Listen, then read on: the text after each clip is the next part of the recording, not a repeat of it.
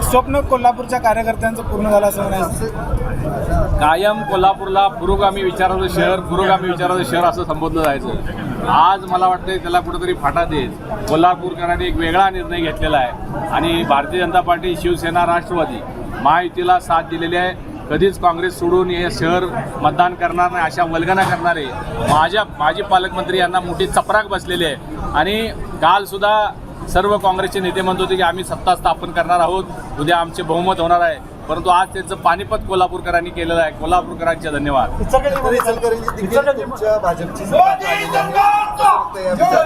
कोल्हापूर आणि इचलकरंजी जरा गेल्यावेळी प्रभाग पद्धतीनं मतदान नव्हतं तरीसुद्धा भाजपचे महापौर बहुमतानं झालेले होते.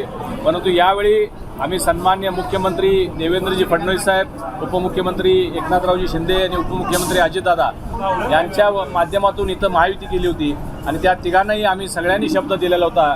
कोणत्याही परिस्थितीत यावेळी कोल्हापूर असेल, इचलकरंजी असेल, महायुतीचे महापौर होतील आणि तो सत्यात निर्णय येतो याचा मला मनस्वी आम्हाला सगळ्यांना आनंद होतो.